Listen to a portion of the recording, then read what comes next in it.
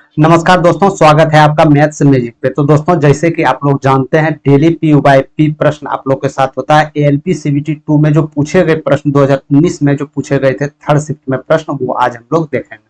बाकी बात जो 21 तारीख को जो पूछे गए थे प्रश्न 21 जनवरी 2019 को फर्स्ट और सेकंड शिफ्ट हम लोग देख चुके हैं। यदि आप लोग नहीं देखे हैं तो प्ले लिस्ट में जाके वो वीडियो पड़ा हुआ है, तो आप लोग देख सकते हैं, या डिस्क्रिप्शन में हम लिंक दे देंगे, वहां से भी आप लोग देख सकते हैं। ठीक है, तो आज जो हम लोग डिस्कस करने वाले हैं सिर्फ थर्ड के प्रश्न हैं। चलते हैं सीधे प्रश्न की ओर बिना कुछ विलंब किए।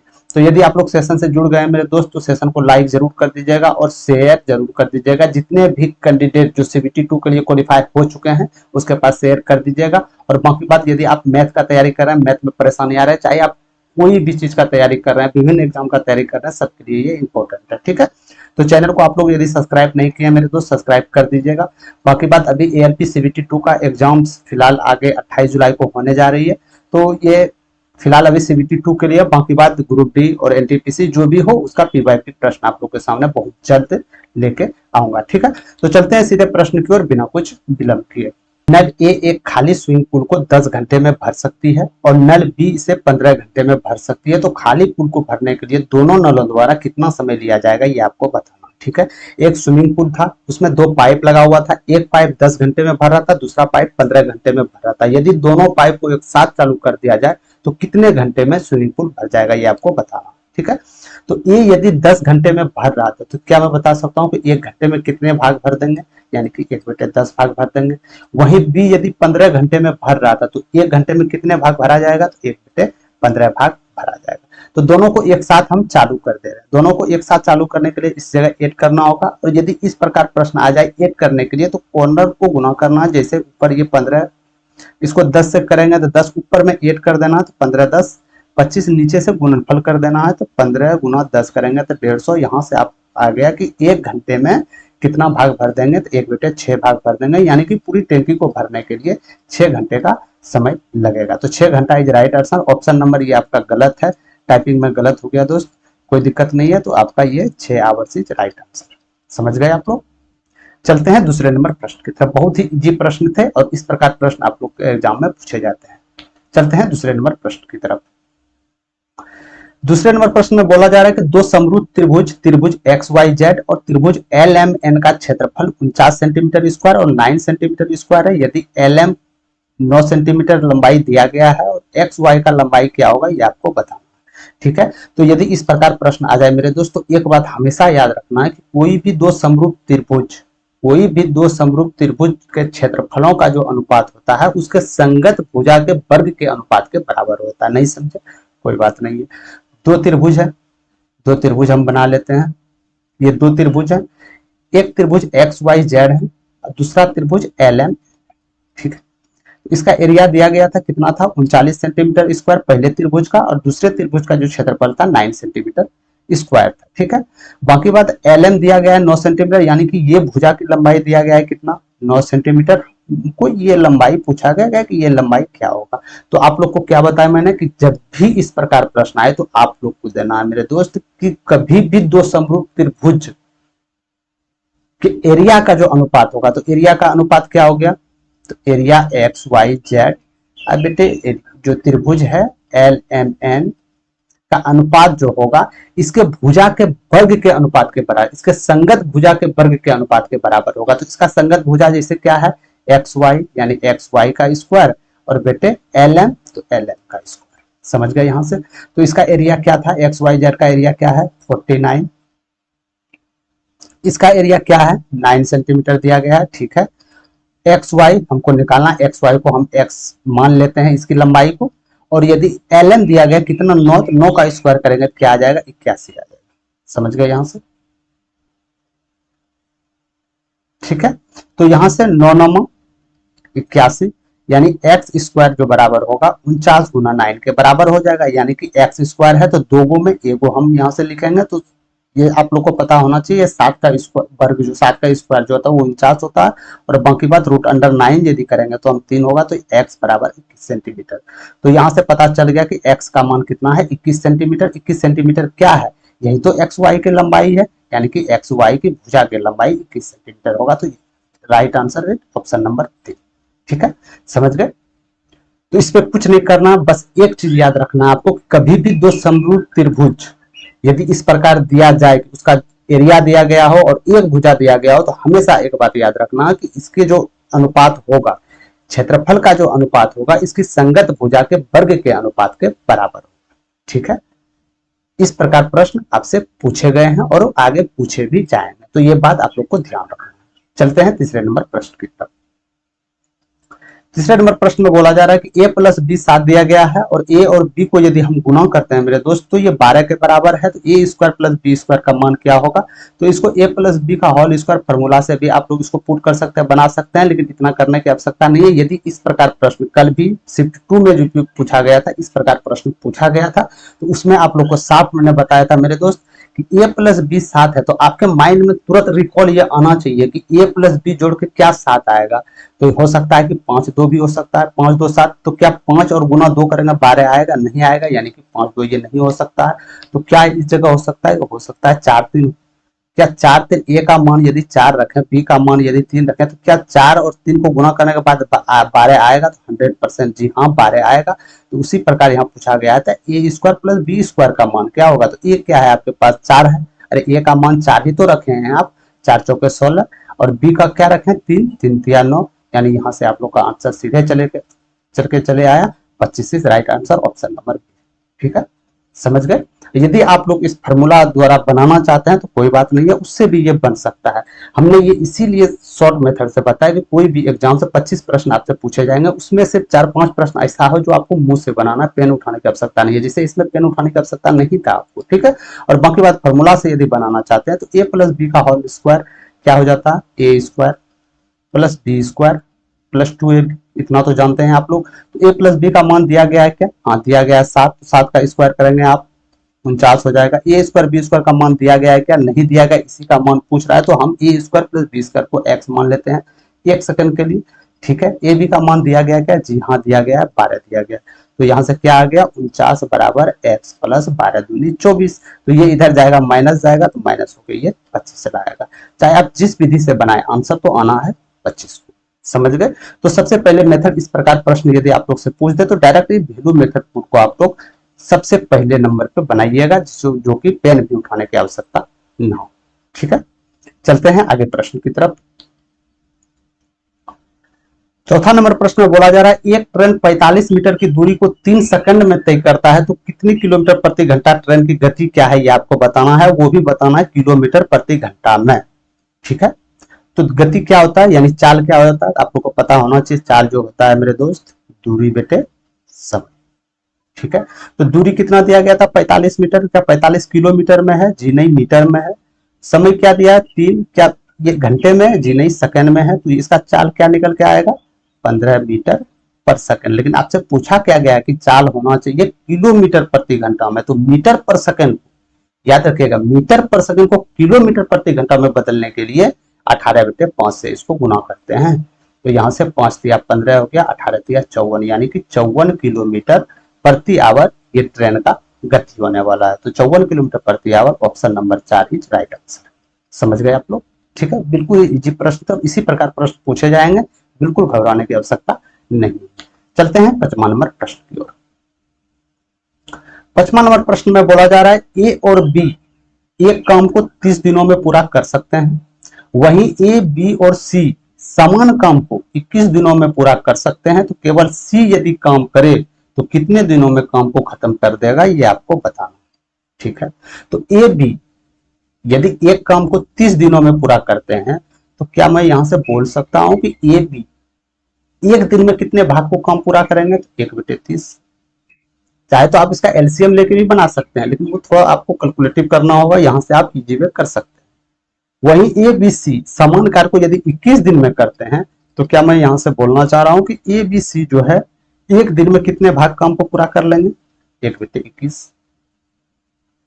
ठीक है, तो यदि ए बी सी एक दिन में जितना भाग किए, और यदि ए बी जो जितने एक दिन में भाग किए, यदि इसमें इसको माइनस कर देते हैं तो मेरा सी का निकल जाएगा। ठीक है, अरे भाई नहीं समझे, ए प्लस बी यदि सी है, एक जितना भाग एक दिन में कर रहे थे, यदि इसमें से हम ए बी को यदि माइनस कर दे तो सी भी तो बचेगा। तो यहाँ से यदि हम माइनस कर देते हैं मेरे दोस्त, तो आपको बताए थे इस प्रकार माइनस है, तो एलसीएम उलसीएम पे आप मत जाइएगा तुरंत, इसको कॉर्नर गुना कीजिएगा, ठीक है। तो यदि इसको गुना करते हैं ए बी सी, हालांकि इधर रहना चाहिए लेकिन आप लोग समझदार हो तो समझ गए होंगे। तो ये इसको माइनस करने के बाद ऊपर 9 आएगा और 30 गुना नीचे गुणनफल आएगा। तो इसको यदि आप कटाइएगा 3 तिया 9, 3 सत्ते 21, 3 से ये 10 चला गया, तो कितना आ गया ये 1/70, यानी सी एक दिन में 1/70 भाग को पूरा करेंगे, यानी पूरे काम को खत्म करने में 70 दिन का समय लगेगा। तो option number B is right answer. समझ गए आप लोग, ठीक है। तो इस प्रकार बनाइएगा, तुरंत 1 मिनट के अंदर आप लोग का सवाल बन जाएगा। हालांकि इसको एलसीएम विधि से भी आप लोग बना सकते थे, जिस प्रकार आपको इसमें कंफर्टेबल हो उस प्रकार इस सवाल को आप बना सकते हैं, ठीक है। चलते हैं छठे नंबर प्रश्न की तरफ। छठा नंबर प्रश्न में पूछा रहा, दिए गए आंकड़े का बहुलक और माध्यका क्या होगा। माध्यका का माध्य क्या होगा ये आपको बताना है, यानी कि बहुलक और माध्यका जो इसका होगा उसका माध्य क्या होगा ये आपको बताना है। तो बहुलक तो आप लोग को पता होना चाहिए कि बहुलक को निकालने के लिए आप क्या करते हैं, बहुलक तो उसे ही होता है ना मेरे भाई जो मैक्सिमम बार रिपीट करे, जो सबसे ज्यादा बार रिपीट करे। तो यहाँ से साफ साफ पता चल रहा है कि इसका बहुलक क्या हो जाएगा, तो साफ पता चल रहा है इसका बहुलक 7 हो जाएगा, कि 7 मैक्सिमम बार रिपीट कर रहा है, ठीक है। समझ गए। अब हमको निकालना है माध्यका, तभी तो माध्य निकालना है, बहुलक और माध्यका का माध्य निकालना है। तो माध्यका निकालने के लिए आप क्या करते हैं, अरे माध्यका निकालने के लिए पहले आप क्या करते हैं, तो जितनी भी संख्याएं दिया गया है इसको आरोही क्रम में सजाएं। आरोही क्रम में मतलब छोटा से बड़ा क्रम में सजाएं। तो सबसे छोटा इसमें से क्या नजर आ रहा है आप लोग को, 3। क्या 3 2 है, जी नहीं, 3 1 है। इससे बड़ा क्या संख्या है, 5 है, 5 2 है, ठीक है, 5 5। 5 के बड़ा क्या है, 6 है, 6 है। फिर 7 3 है, 7 3 को है, ठीक है। फिर 8 है क्या, जी हाँ 8 1 है, 8 है। फिर इसके बाद 9 है क्या, जी नहीं, 10 नहीं। इसके बाद इससे बड़ा संख्या क्या है, 15 है और 18 है, यानी 15 है और 18। तो टोटल कितनी संख्याएं हो गया, 1 2 3 4 5 6 7 8 9 10 संख्याएं। तो यहाँ पे हम देख लेंगे प्रूफ के लिए 1 2 3 4 5 6 7 8 9 10, ठीक है। तो माध्यका कभी भी निकालना है मेरे दोस्त, सबसे पहले उसको आरोही क्रम में लिखें, और यदि वो संख्याएं विषम है तो बीच वाला संख्याएं माध्यका होगा, यदि वो सम है तो बीच में जो 2 संख्याएं होगा उसको जोड़ के 2 से भाग देना होगा। तो सबसे पहले बीच में कौन सी संख्याएं आ रहा है, सबसे पहले इसको चेक करेंगे हम। तो इधर से यदि हम 4 ले लेते हैं, इधर से भी हम 4 ले लेते हैं मेरे दोस्त, तो बीच में 2 संख्याएं आ रहा है, 7 आ रहा है ना। अरे बीच में 2 संख्याएं आ रहा है ना, क्योंकि 10 संख्याएं ये सम है, यदि विषम रहता है तो एक हम संख्याएं लेते हैं, यदि 2 संख्याएं आ रहा है 7 7, तो दोनों को ऐड कीजिए, कितना होगा 14, 14 को 2 से भाग कीजिए, कितना हो जाएगा 7, यानी कि माध्यका क्या आ गया, अरे माध्यका क्या आ गया, 7 आ गया। तो यहाँ से आप लोग देख सकते हैं मेरे दोस्त, तो बहुलक इसका 7 निकला, माध्यका इसका कितना निकला, माध्यका भी इसका 7 निकला। इसका माध्य पूछा जा रहा है, तो माध्य निकालने के लिए आप लोग क्या करते हैं, दोनों को जोड़ के 2 से तो भाग देते हैं, तो यही तो माध्य होगा, यानी कि टोटल संख्याओं का योग बेटे कुल संख्याएं, तो संख्याएं 2 गए, दोनों का योग 2 संख्याएं 2 से भाग, यानी कि 7 इज राइट आंसर। तो यानी बहुलक और माध्यका का माध्य क्या हो जाएगा, तो 7 होगा। तो राइट आंसर ऑप्शन नंबर 3। समझ गए आप, बिल्कुल इजी वे से बनाना है, कहीं आपको दिक्कत नहीं होगा, ठीक है। चलते हैं 7वां नंबर प्रश्न की तरफ। 7वां नंबर प्रश्न बोला जा रहा है, उस वर्ग का क्षेत्रफल आपको बताना है क्या होगा। उस वर्ग का क्षेत्रफल क्या होगा जिसकी विकर्णों का माप 4 सेंटीमीटर है, ठीक है। आप लोग के सामने एक वर्ग है, आप लोग के सामने एक वर्ग है, इसका क्षेत्रफल आप लोग को ज्ञात करना है, जो कि इसका विकर्ण दिया गया था 4 सेंटीमीटर, ठीक है। तो वर्ग का विकर्ण क्या हो जाता है, अरे वर्ग का विकर्ण क्या हो जाएगा मेरे दोस्त, क्या a√2 होगा, जी हाँ a√2 होगा, वर्ग का विकर्ण a√2 होगा। a√2 का मान दिया गया था कितना, 4 सेंटीमीटर, तो यहां से क्या a का मान निकल जाएगा, जी हाँ 2√2 निकल जाएगा। तो a क्या है, अरे ये तो भुजा है मेरे दोस्त, यही तो भुजा है, तो भुजा क्या निकल गया, a 2√2, ठीक है। तो वर्ग का क्षेत्रफल क्या हो जाएगा, अरे वर्ग का क्षेत्रफल क्या हो जाएगा, भुजा स्क्वायर ही तो वर्ग का क्षेत्रफल होता है, तो भुजा कितनी है 2√2, इसका स्क्वायर आप लोग कर दीजिएगा। तो यानी 2 दूनी 4, रूट अंडर का स्क्वायर करेंगे तो 2 ही होगा, तो यानी 8 सेंटीमीटर स्क्वायर। क्यों 8 सेंटीमीटर स्क्वायर, क्योंकि एरिया है मेरे दोस्त, एरिया का मतलब सीधे से स्क्वायर में होता है सेंटीमीटर स्क्वायर, या मीटर में है तो मीटर स्क्वायर होता है, तो यहाँ सेंटीमीटर है तो सेंटीमीटर स्क्वायर में हो जाएगा। तो 8 is right answer option number. समझ गए। तो कुछ नहीं करना था, विकर्ण दिया गया था, विकर्ण को हम जानते हैं a√2 विकर्ण होता है, तो इसके बराबर कर देना, तो यहाँ से भुजा निकल जाएगा, तो भुजा का स्क्वायर आप लोग का एरिया निकल जाएगा। चलते हैं 8वां नंबर प्रश्न की तरफ। 8वां नंबर प्रश्न में बोला जा रहा है, अमित के जेब खर्च के लिए 150 रुपये को एक जोड़ी जूते, अमित के जेब खर्च के लिए 150 रुपये एक जोड़ी जूते और 75 रुपये एक घड़ी पर खर्चा। ठीक है, खर्च की गई कुल राशि उसे कुल जेब खर्च का 3/4 भाग था, तो जेब खर्च के रूप में अमित द्वारा प्राप्त राशि कितना है ये आपको बताना। तो हम मान लेते हैं कि जेब खर्च के लिए इसको x रुपया धनराशि मिला हो।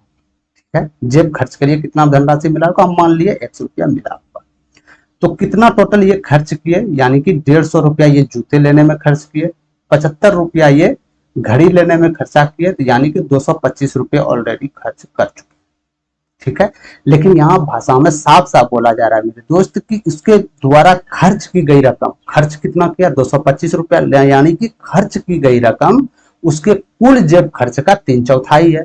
कुल जेब खर्च कितना है x, इसका 3/4 इसी के तो बराबर होगा 225 के बराबर, तो यहाँ से x का मान मेरा निकल जाएगा मेरे दोस्त। तो यहाँ से क्या आएगा 75, 75 चौके 300, यानी कि जेब खर्च के लिए टोटल इसके पास 300 धनराशि था, तो 300 धनराशि is right answer, option number 4। ठीक है, समझ गए। तो जो भाषा बोला था उसी भाषा द्वारा आपको बनाना है, कुछ अपना एक्स्ट्रा इसमें से माथा नहीं लगाना। ठीक है, तो साफ बोला जा रहा था 150 रुपये जूते खरीदे, 75 रुपये घड़ी खरीदे, हम जान लिए टोटल 225 रुपया ये खर्चा किया, लेकिन ये साफ बोल रहा है कि जितना ये उसको धनराशि दिया गया था खर्च के लिए उसका 3/4 225, तो धनराशि को यदि हम x मान लिए कि इतना इसको दिया होगा खर्च करने के लिए, इसका 3/4 225 है, तो इसको कितना धन मिला होगा, तो x का वैल्यू यहाँ से निकल जाने के बाद आप लोग का आंसर सामने चले आएगा। ठीक है, चलते हैं 9वां नंबर प्रश्न की तरफ। 9वां नंबर प्रश्न में बोला जा रहा है कि वो सबसे छोटी संख्या जिसे 345 से विभाजित करने के लिए 56,789 से जोड़ा जा सकता है, तो वो x है, तो x के अंकों का योग क्या होगा बता। ठीक है, तो इसमें मैक्सिमम स्टूडेंट होंगे जो भाषा को समझ नहीं पाए आखिर बोलना क्या चाह रहा है, क्या वो संख्याएं में 56,789 को जोड़ना है या 56,789 में ही वो संख्याएं को जोड़ना है।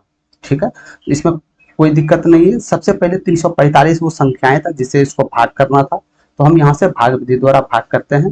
कितना में भाग देना था 56,789, समझ गए यहाँ से। यानी कि ये संख्याएं में हम क्या वो मिनिमम संख्याएं यानी छोटी से छोटी संख्याएं 56,789 में हम क्या जोड़े जो 345 से पूरी तरह विभाज्य हो जाए। ठीक है, तो सबसे पहले हम इसको विभाज्य करके देख लेंगे, तो जो शेष इसका बचेगा या तो शेष इसमें ऐड करना होगा या तो 345 से हमको कटाना होगा। समझ गए यहाँ से। तो सबसे पहले एक बार में इसको 345 को हम देते हैं, तो क्या हो जाएगा 2 2 2 ऊपर से 8 आ जाएगा एक अंक। इसके बाद कितना 7 बार में जाएगा क्या, जी नहीं 6 बार में जाएगा, तो 6 पंचे 30, 3 6 चौक 24 27 हो गया, 2 6 दूनी 18 2 20 हो गया। तो यहाँ से आप लोग इजी वे देख सकते हैं 158 हुआ, ऊपर से 9 आ गया, 5 नहीं जाएगा 4 बार में जाएगा, तो यानी 5 चौक 20 2 हो गया, 4 को 16 2 18 1 हो गया और 4 12 1 13 हो गया। यानी शेषफल क्या बचा 90, यानी कि शेषफल आप लोग के सामने 209 बचाना। अरे शेषफल 209 बचाना, तो यदि ये शेषफल को भाज्य में हम माइनस कर दें तो क्या 345 से विभाज्य हो जाएगा, जी हाँ 100% हो जाएगा ना। अरे यदि 209 शेषफल बचा मेरे दोस्त, मान के चलिए 2 से भाग हम 7 में दिए, तो 2 तिया 6 यानी शेषफल 1 बचा। यदि हम शेषफल को भाज्य में माइनस कर दें तो क्या 2 से डिवाइड हो जाएगा, 110% डिवाइड हो जाएगा। तो यानी ये बोला जा रहा था सबसे छोटी संख्याएं क्या होगा, ये तो 209 है। ठीक है, तो यदि हम 209 है मेरे दोस्त, तो कैसे पता चलेगा 209 ही वो छोटी संख्या है, हो सकता है 209 से भी छोटी हो। कैसे, यदि मान के चलिए 345 से आप भाग दे रहे, यदि इस जगह 345 रहता तो क्या ये 100% कट जाता, हाँ कट जाता। तो इसको कैसे पता करना है, तो 345 जो इससे भाग दे रहे थे, इसमें यदि शेषफल को आप यदि माइनस करते हैं यहाँ से मेरे दोस्त, तो क्या हो जाएगा 6 3 136। क्या 136 209 में सबसे छोटा कौन है, 136, यानी कि 136 ही संख्याएं जो है इसमें ऐड करना होगा। ये नहीं बोला जा रहा था क्या घटाना पड़ेगा, समझ रहे हैं आप लोग, ये नहीं बोला जा रहा था क्या घटाना पड़ेगा, वो सिर्फ ये बोला था वो सबसे छोटी संख्या है क्या जोड़ा जा सकता है, घटाने जा सकता तो 209 मेरा यहाँ से राइट आंसर होता, लेकिन ये बोला जा रहा है क्या जोड़ा जा सकता है, तो जोड़ा 136 जा सकता है। ठीक है, तो इसी संख्या का योग पूछा जा रहा है। 6 3 9 1 10, इसको जोड़ देंगे तो 10 इज राइट आंसर हो जाएगा, ऑप्शन नंबर। ठीक है, समझ गए आप लोग। यदि ये पूछता कौन सी संख्याएं घटाया जा सकता है तो जो इसका शेषफल था, अरे इसी को तो घटा के इससे विभाज्य होगा, तो यानी वो मेरा आंसर 209 होता। लेकिन बोला जा रहा है कौन संख्या जोड़ा जा सकता है, यानी 345 209 में क्या जोड़ी जो 345 आ जाए, तो 136 जोड़ने पर तो यही संख्या का योग पूछा जा रहा था, योग 10 होगा। ठीक है, कोई दिक्कत नहीं है। चलते हैं 10वां नंबर प्रश्न की तरफ। 10वां नंबर प्रश्न में बोला जा रहा है 150 का 120% का 15% किसके बराबर होगा। ठीक है, तो 150 का 120% यानी 150 खुद 100% के बराबर होगा।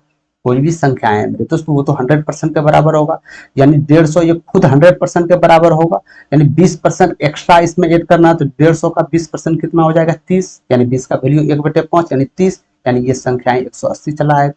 इतना आपको फास्ट होना होगा एग्जाम के लिए। ठीक है, तो यानी ये संख्याएं 180 हो गया, इसका आपको 15% निकालना, इसका 15% कितना, समझ गए। इसका 15% क्या हो जाएगा, तो यहाँ से आप लोग इजी वे देख सकते हैं मेरे दोस्त।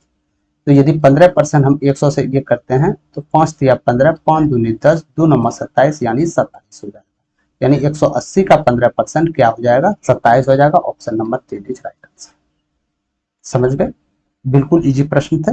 चलते हैं 11 नंबर प्रश्न की तरफ। 11 नंबर प्रश्न में बोला जा रहा है एक चतुर्भुज के सभी आंतरिक कोणों का योग क्या होगा, ये आपको बताना है। तो हमेशा याद रखिएगा मेरे दोस्त, कोई भी समचतुर्भुज, एक चतुर्भुज सॉरी समचतुर्भुज नहीं, एक चतुर्भुज का आंतरिक कोणों का योग कितना होगा।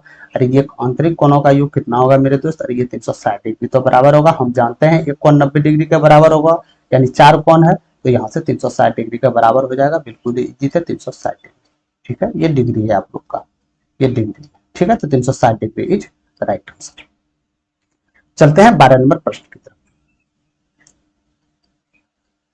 12 नंबर वेरी इंपॉर्टेंट प्रश्न है मेरे दोस्त, इसमें बहुत सारे स्टूडेंट ने इसको छोड़ दिए थे। क्यों छोड़ दिए थे, क्योंकि इतना पे बोला जा रहा था, इतना पावर देना है, इतना पावर कौन देगा टाइम खपत के लिए, इतना करने के लिए, इसको बनाने के चक्कर में 4 प्रश्न छोड़ जाएगा। बिल्कुल ऐसा नहीं है, ये प्रश्न दिया गया था कहीं ना कहीं इसमें इसमें कुछ ना कुछ इसमें थॉट मेथड आप लोग के लिए अप्लाई होगा। ठीक है, तो सबसे पहले हम देख लेते हैं कि इसका, यदि मान के चलिए किसी पे पावर 36 हो, इकाई अंक पूछा गया हो, तो आप लोग जानते हैं इसको 4 से डिवाइड करते हैं। 4 से डिवाइड करने के बाद यदि शेषफल 0 बच रहा हो तो इसके पावर पर 4 हो जाएगा। तो यानी हम कुछ नहीं करेंगे, हम पूरी संख्याएं को नहीं लेंगे, सिर्फ हम इकाई डिजिट को देखेंगे। तो यानी 3 3 पे पावर क्या होगा 36 होगा, लेकिन इसको 4 से डिवाइड करते हैं मेरे तो 0 होगा, यानी 3 पे पावर 4 माइनस। इसी प्रकार 2 है, 2 पे पावर, यदि इसको हम 4 से 20 को डिवाइड करें 0 होगा, यानी यदि कोई भी संख्याओं को 4 से भाग करने पे 0 आ जाए पावर में, तो इस पे पावर हमेशा 4 होता है, तो यहाँ से ये 4 आ गया। ठीक है, तो यहाँ से क्या होगा, इकाई अंक पे 1 हो जाएगा, हालांकि 1 नहीं होगा, बड़ी संख्या है, यहाँ कुछ और हो सकता है, इससे भी बड़ा हो सकता है। ठीक है, और इसको यदि करेंगे मेरे दोस्त तो 6 हो जाएगा, तो यहाँ से आप साफ देख सकते हैं -5 होगा। ठीक है, तो -5 नेगेटिव में ऋणात्मक में नहीं लेना है, तो इसमें आप लोग को 8 प्लस करना। क्यों करना, क्योंकि हम सिंगल डिजिट लेते, इकाई अंक लिए थे। यदि पूरी संख्याएं पे पावर पे हम करेंगे तो कहीं ना कहीं 1442 से वो संख्या 1373 ज्यादा होगा, तो इसमें 10 को ऐड करेंगे तो ये 5 इज राइट आंसर हो जाएगा, तो option number 4 is right answer. समझ गए, तो इस प्रकार प्रश्न यदि आपके एग्जाम में पूछा जाए तो आज दिन के बाद ये गलत नहीं होना चाहिए। ठीक है, तो ये वेरी इंपॉर्टेंट प्रश्न था मेरे दोस्त, ध्यान पूर्वक इसको आप लोग देखिएगा। ठीक है, चलते हैं 13 नंबर प्रश्न की तरफ। 13 नंबर प्रश्न में बोला जा रहा है 2 नल एक खाली टैंकी को 8 मिनट और 20 मिनट में भर सकती है, हालांकि छिद्र के कारण वो भरने में 30 मिनट लेते हैं, तो एक भरी टैंकी को खाली करने में छिद्र द्वारा कितना समय लिया जाएगा, ये आपको बता। ठीक है, तो यानी 2 नल थे, एक 8 मिनट में और दूसरा 20 मिनट में भर सकते थे। तो जो पहला नल थे, हम मान लिए पहला नल को ए, तो ये 8 मिनट में यदि भर सकते थे 1 मिनट में कितना भाग भर देंगे 1/8, और बी 1 मिनट में कितना भाग भर देंगे 1/20। तो यानी दोनों को हम साथ चालू कर दे तो कितना एक भाग कितना मिनट में भर देंगे ये, तो यानी दोनों को ऐड करना होगा, क्योंकि दोनों नल चालू है, भरने में लगा हुआ है, तो यहाँ से ऊपर जोड़ कर देना है। आप लोग को बताए थे कि इस प्रकार प्रश्न आ जाए तो ऊपर कॉर्नर गुना करना है 20 और 8 यानी 28 से नीचे गुणनफल कर देना है 160। ठीक है। तो यानी कि इतना भाग 1 मिनट में, इतना भाग दोनों मिल के भरेंगे। 28/160 दोनों भाग ए बी मिल के भरेंगे। ठीक है, 1 मिनट में इतना भाग भर देंगे। और बाकी बात बोला जा रहा था कि 30 मिनट तक समय लेते हैं वो छिद्र के कारण भरने के लिए। तो 30 मिनट लेते हैं तो ये 1 मिनट में कितने भाग खाली करेंगे? 1/33। तो इसको माइनस कर देने के बाद आप लोग का जो भी आंसर होगा यहाँ चले आएगा। ठीक है, तो इसको हम देख लेते हैं यहाँ से। तो क्या करना है, आप लोग को क्या बताए थे, कॉर्नर गुना करना है। तो 8 या 24, 2 3 दूनी 6 2 8, यानी 840 है, ये 160 चला गया। इसमें यदि आप माइनस करते हैं तो क्या आ जाएगा? 680/160। नीचे को हमेशा गुणनफल करना है, आप लोग को पहले भी बता चुके थे। तो 4 से इसको 17, 4 चौके 16 हो जाएगा, यानी कि 17/120 हो जाएगा ना। 17/120 यानी कि 1 मिनट में 17/120 भाग छिद्र द्वारा खाली करने में लग रहा है। यानी कि पूरी टंकी को खाली करने में 120/17 का मिनट का समय लगेगा। राइट आंसर 120/17 जो है। तो right answer option number A. समझ गए? तो right answer option number A. चलते हैं 14 नंबर प्रश्न की तरफ। 14 नंबर प्रश्न में बोला जा रहा है एक टेलीविजन सेट 650 रुपये में खरीदा गया था। ठीक है, और अन्य 50 रुपये इसमें परिवहन में खर्चा किया गया था।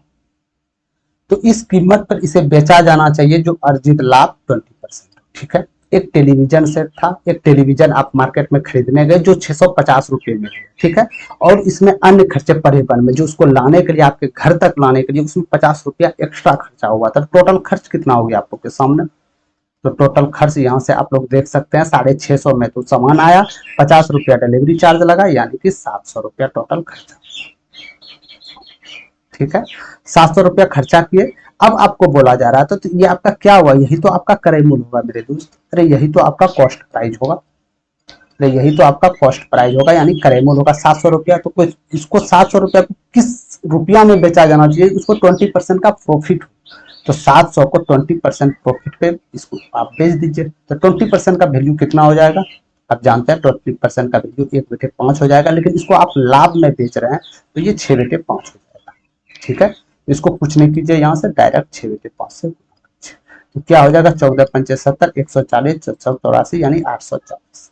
तो ये 840 क्या हो जाएगा? आपका सीपी हो जाएगा। यही तो आंसर होगा। यही तो बोला जा रहा था कितने रुपये में बेचा जाना चाहिए। यदि मान के चलिए 700 रुपये में कोई वस्तु आप खरीदे तो उसको 20% लाभ पे बेचने के लिए कितने रुपये में बेचना होगा? तो 840 रुपये में बेचना होगा। तो right answer option number B. ठीक है, समझ गए? बिल्कुल इजी प्रश्न थे। बाकी बात 50 इसमें ऐड होगा मेरे दोस्त। क्यों ऐड होगा? क्योंकि खर्चा उसको लाने में ही जा रहा है, तो ये जो 50 ऐड उसमें होगा वो कॉस्ट प्राइस में ही जुटेगा। ठीक है, चलते हैं 15 नंबर प्रश्न की तरफ। 15 नंबर प्रश्न में बोला जा रहा है दो धावक ए और बी थे जो 15 किलोमीटर प्रति घंटा और 16 किलोमीटर प्रति घंटा की चाल से समान दूरी को तय करते थे। यदि ए बी से 16 मिनट अधिक समय लेता है तो दूरी कितने किलोमीटर में, ये आपको बताना है। तो हम 1 सेकंड के लिए मान लिए कि दूरी 1 किलोमीटर था। 1 सेकंड के लिए मान लिए दूरी 1 किलोमीटर था। ठीक है, ये तो आप एक्स भी मान सकते हैं। हम एक मान लिए कि दूरी 1 किलोमीटर था। तो यदि दूरी 1 किलोमीटर था तो ये द्वारा लिया गया समय कितना है? ये द्वारा लिया गया समय कितना है मेरे दोस्त? तो दूरी बेटे चाल, अरे वही तो समय होता है। तो दूरी कितना है? 1। कितनी चाल से जा रहा है? 15। बी द्वारा लिया गया समय कितना है? दूरी बेटे चाल, बी किस चाल से चल रहा है? 16 चाल से चल रहा है। समझ में आ गया? और एक दूसरे से कितने मिनट अधिक समय लग रहा है? 16 मिनट अधिक लग रहा है। तो क्या मैं इसको माइनस कर दूं? माइनस करने के बाद क्या आना चाहिए? 16 मिनट। लेकिन ये किलोमीटर प्रति घंटे में है, लेकिन ये मिनट में, इसको घंटे में परिवर्तित करने के लिए क्या होगा? 60 से भाग देना होगा। तो बस यहाँ से आप इसको सॉल्व कर सकते हैं। तो आपको बताए थे कॉर्नर करके माइनस कर देना। यदि माइनस का चिन्ह रहेगा तो माइनस होगा, यदि इस जगह प्लस का चिन्ह रहेगा तो ये प्लस होगा।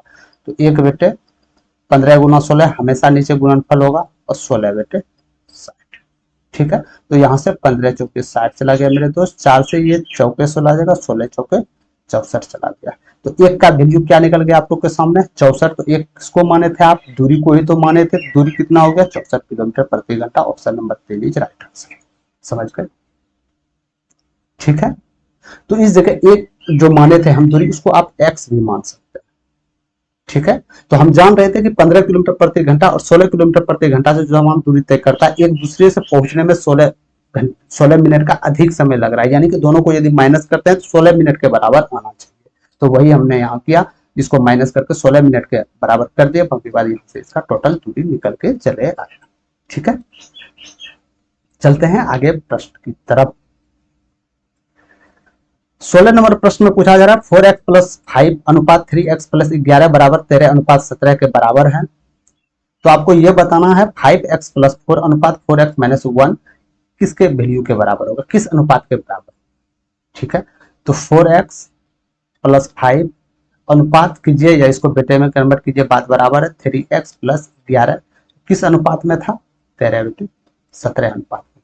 तो क्या यहां से कैलकुलेट करने के बाद x का मान निकल के चले आएगा मेरे दोस्त। ठीक है, तो करते हैं 13 चौके 17 चौके 68x प्लस 85 बराबर 39x प्लस 13 गुना 11 करेंगे तो 143 के बराबर। तो यहां से ये इधर माइनस चला जाएगा, इधर आएगा माइनस चला जाएगा ना, तो कितना बचेगा, क्या 29x बचेगा। ठीक है, बराबर ये प्लस है तो इधर जाके माइनस, इसमें माइनस होगा 85, क्या आ जाएगा ये 8 आ जाएगा ना, 8 58, क्या ये 58 होगा। ठीक है, तो x बराबर क्या निकल गया, अरे x बराबर क्या निकल गया मेरे दोस्त, तो x का वैल्यू ही तो हमको निकालना था जो कि इसमें हम वैल्यू पुट कर सके। ठीक है, तो वैल्यू पुट डायरेक्ट तौर पे हम करते हैं, इसमें डायरेक्ट वैल्यू पुट करते हैं। 5x प्लस 4 तो x का वैल्यू 2 निकला, तो 5 दूनी 10 4 14, x का वैल्यू 2 निकला, 4 दूनी 8 में 1 गया 7, यानी कि ये अनुपात 2:1 के बराबर। समझ गए, तो 2:1 के बराबर होगा राइट आंसर ऑप्शन। ठीक है, तो इस प्रकार हमको करने का मकसद सिर्फ ये था मेरे दोस्तों, x का वैल्यू निकलना था। यदि x का वैल्यू निकल गया तो इसमें x का वैल्यू पुट करने के बाद ये अनुपात आप लोग के सामने चले आएगा। ठीक है, चलते हैं 17 नंबर प्रश्न की तरफ।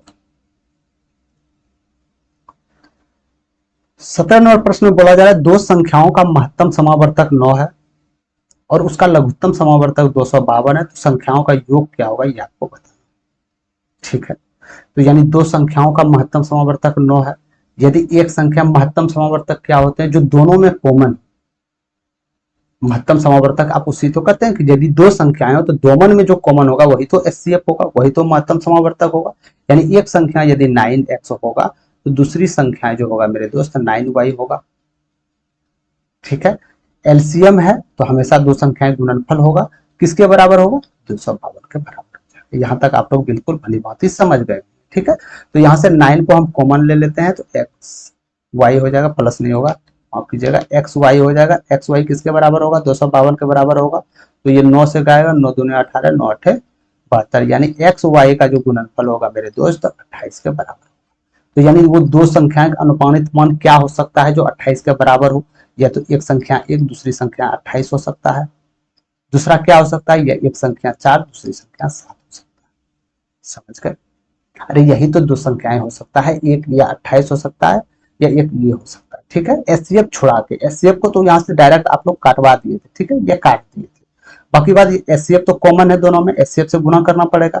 एचसीएफ से यदि गुना करते हैं तो एक संख्याएं 9 हो जाएगा, 9 से गुना करना पड़ेगा क्योंकि 9 कॉमन लिए थे हम, इसमें 9 8 72 के 2 हाथ में 7 और 9 दूनी 18 7 25 हो जाएगा। तो यानी ये संख्याएं का योग क्या है, 9 दूनी 11 का 1 हाथ में 1, 9 5 14 15 के 5 हाथ में 2 1, क्या 351 ऑप्शन में जी नहीं, तो यानी ये संख्याएं नहीं हो सकता।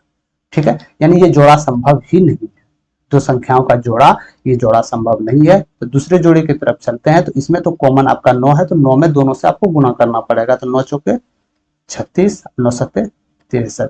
क्या ये संख्याएं हो सकता है, क्या 36 और 63 वो संख्याएं हो सकता है कि जिसका एचसीएफ 9 हो और एलसीएम 252 हो। एचसीएफ तो साफ साफ 9 पता चल रहा है यहाँ से, तो दोनों को ऐड करने के बाद क्या हो जाएगा, 6 3 9 और 6 3 9, 99 is right answer option number A. समझ गए आप लोग। ठीक है, तो यदि इस प्रकार प्रश्न पूछते आपको, चाहे एचसीएफ पूछते 9 दिया गया हो, तो यहाँ से आप लोग इजी वे कैलकुलेट करके आप लोग बना सकते हैं, क्योंकि हम जानते हैं कि एचसीएफ वो संख्याएं होता है कि जो दोनों में कॉमन हो। तो हम मान लिए दो संख्याएं, एक संख्याएं एक्स है दूसरी संख्याएं वाई है, तो इसमें 9 तो कॉमन होगा क्योंकि 9 एचसीएफ है, तो यहाँ से 9 कॉमन ले लिए, तो एक्स वाई का जो संभावित मान होगा 28 होगा। ठीक है, तो एक्स वाई कौन दो संख्याएं जो 28 के बराबर होगा। या तो एक संख्या 1 होगा या 28 होगा, जो कि 28 गुना 1 करेंगे तो 28 के बराबर होगा, या तो 4 या 7 होगा, सब चौक 28 के बराबर होगा। ठीक है, यानी ये नहीं हो सकते क्योंकि ये ऑप्शन में भी नहीं थे। दूसरा 100% होंगे। ठीक है, तो देख सकते हैं कि दो संख्याएं आपके पास 36 और 63 निकला। तो यानी ये दो संख्याओं का यदि आप एचसीएफ निकालिएगा मेरे दोस्त, तो इसका एचसीएफ 9 होगा। यदि इसका आप एलसीएम निकालिएगा तो 110% एचसीएफ इसका 212। समझ गए आप लोग? ठीक है, चलते हैं 18 नंबर प्रश्न की तरफ। 18 नंबर प्रश्न में बोला जा रहा है यदि वर्ग का क्षेत्रफल 32 सेंटीमीटर स्क्वायर है तो एक वर्ग के विकर्ण की लंबाई क्या होगा, ये आपको बताना। ठीक है, तो एक वर्ग का क्षेत्रफल क्या हो जाता है, भुजा स्क्वायर। एक वर्ग का क्षेत्रफल भुजा स्क्वायर ही तो होता है, यानी भुजा स्क्वायर कितना दिया गया था, 32 सेंटीमीटर। ठीक है, तो क्या यहाँ से भुजा हम निकाल सकते हैं? जी हाँ, निकाल सकते हैं। रूट अंडर 32 में क्या इसको 16 दूनी 32 हम लिख सकते हैं? 16 दूनी 32, तो यानी ये क्या हो जाएगा, 4√2 हो जाएगा। ठीक है, तो भुजा हम लोग के सामने निकल गया, क्या निकला, 4√2। तो आपसे क्या खोजा रहा है, विकर्ण। तो वर्ग का विकर्ण क्या हो जाता है, अरे वर्ग का विकर्ण a√2 भी तो होता है मेरे दोस्त। a√2, ए का वैल्यू पुट कीजिए, यानी 4√2 और गुना √2, यानी √2 4 8। तो 8 is right answer, option number. समझ गए? तो जिस प्रकार प्रश्न बोला जा रहा था सेम टू सेम उसी प्रकार आप लोग को करना है, कुछ एक्स्ट्रा माइंड आप लोग को नहीं लगाना। जैसे वर्ग का क्षेत्रफल 32 दिया गया था तो इसको क्षेत्रफल के बराबर रख देना, भुजा निकल गया तो भुजा में आपको विकर्ण में फिट करना था। ठीक है, चलें 19 नंबर प्रश्न की तरफ। 19 नंबर प्रश्न में बोला जा रहा है एक वस्तु को 576 रुपए में तब बेचा जाता था, एक वस्तु को 576 रुपए में तब बेचा जाता था जब इसका क्रय मूल्य 600 रुपया था। तो हानि कितना हुआ, यानी क्रय मूल्य आप लोग के सामने दिया गया है 600 रुपया और सेल प्राइस दिया गया है 576 रुपया। यानी कोई भी वस्तु आप 600 रुपया में खरीदे हैं, 576 रुपया में बेच रहे हैं, तो कोई भी बच्चा बता देगा मेरे दोस्त कि ये हानि पे जा रहा है, ये हानि पे जा रहा है। तो कितना परसेंट हानि पे जा रहा है, 600 रुपया में आप खरीदे, 576 रुपया में आप बेचे, यानी 24 रुपया का आप लोग को हानि हुआ। ठीक है, तो हानि किस पे हुआ, जितने वस्तु आप खरीदे 600 रुपये तो हुआ मेरे दोस्त, क्योंकि आप जो वस्तु जो खरीदे 600 रुपया में ही तो खरीदे होंगे। तो 600 गुना 100 परसेंटेज निकालने के लिए हमेशा आपको 100 से गुना करना होगा। तो यहां से आप जिस प्रकार कर सकते हैं 6 चौके 24, यानी 4% के आप लोग को लॉस लगा है। ठीक है, तो कोई भी वस्तु को 600 रुपया में खरीदे और 576 रुपया में आप बेचिएगा तो हमेशा आपको 4% का लॉस आ जाएगा। तो राइट आंसर ऑप्शन नंबर 4। समझ गए? बिल्कुल इजी प्रश्न थे। चलते हैं 20 नंबर प्रश्न की तरफ। 20 नंबर प्रश्न में बोला जा रहा है 5 सदस्यों वाले एक परिवार की औसत आयु 20 साल। ठीक है, 5 सदस्य वाले एक परिवार की औसत आयु 20 वर्ष है, जिसमें सबसे युवा सदस्य 5 वर्ष की आयु का है। तो सबसे युवा सदस्य के जन्म से पहले परिवार की औसत आयु क्या होगा, ये आपको बताना। तो क्या मैं बता सकता हूं कि 5 सदस्यों की टोटल आयु का योग क्या हो जाएगा, तो आप बता दीजिएगा। जी हाँ, 100 साल हो जाएगा। यदि 5 सदस्य की एक परिवार की औसत आयु 20 वर्ष है, तो क्या मैं ये बता सकता हूं कि 5 सदस्य की परिवार का जितना भी 5 सदस्य है उसका योग क्या हो जाएगा, 100 साल हो जाएगा। ठीक है, 5 सदस्य थे जिसमें कि युवा 5 साल का थे। ठीक है, तो इसके जन्म से पहले पूरा परिवार की औसत आयु क्या होगा आपको बताना। तो यानी 5 सदस्य में सब में 5 जुटा होगा तभी तो औसत 20 हुआ होगा। ठीक है, तो 5 में 25 माइनस करना होगा, हमको करना होगा क्योंकि बड़ी सदस्य की आयु 5 वर्ष थी। तो इसमें माइनस करेंगे तो क्या आ जाएगा आप लोग के सामने, 75 साल। तो 75 साल ये किसका आयु है टोटल, 75 साल ये किसका, अरे 4 ही तो व्यक्तियों का है, 4 सदस्य का, क्योंकि हमको 5वां सदस्य यहाँ से गायब करना, 5वां सदस्य को हमको नहीं लेना, क्योंकि साफ साफ बोला जा रहा है कि युवा सदस्य के जन्म के पहले, यानी युवा उस समय थे ही नहीं। तो यानी टोटल 4 सदस्य हो गया। औसत निकालने के लिए आप जितने हैं सदस्य उससे भाग देते हैं। तो यहां से कीजिएगा मेरे दोस्त, 4 1 4, ठीक है, 8 चौके 32, 4 7 28, 7 5 20, 18.75 इज राइट आंसर हो जाएगा, 18.75 ऑप्शन नंबर 3। ठीक है, तो बिल्कुल इजी तरीका से बनाना है, कोई दिक्कत इसमें से आपको परेशानी नहीं होगा। चलते हैं 21 नंबर प्रश्न की तरफ। 21 नंबर प्रश्न में बोला जा रहा है 5% वार्षिक ब्याज की दर पे 5 वर्षों के लिए निवेश की गई 1450 रुपए की राशि साधारण ब्याज क्या होगा, ये आपको बताना। ठीक है, आपके पास मूलधन दिया गया था 1450 यानी 1450 रुपया, आपके पास दर भी दिया गया था 5% और समय भी बता दिया गया था 5 साल। ठीक है, समझ गए। तो साधारण ब्याज रुपये में क्या होगा बताना है। तो सिंपली हम देखते हैं कि साधारण ब्याज यानी कि सिंपल इंटरेस्ट परसेंटेज में क्या हो जाएगा। तो परसेंटेज में सिंपल इंटरेस्ट क्या होता है, रेट गुना और टाइम का ही तो गुणनफल होता है मेरे दोस्त सिंपल इंटरेस्ट। तो क्या हो जाएगा 25%। तो ये आपका प्रतिशत में निकला 25%। हमको रुपया में चाहिए, तो रुपया में निकालने के लिए क्या करना पड़ेगा आपको, तो जितनी आपकी मूलधन है, जितना आपका परसेंटेज सिंपल इंटरेस्ट है, सिंपली उसका निकाल दीजिए 25%। समझ गए। तो इसका जो भी साधारण ब्याज होगा वो रुपया में चला आएगा। तो हम जानते हैं 25% का वैल्यू 1/4 के बराबर होता है।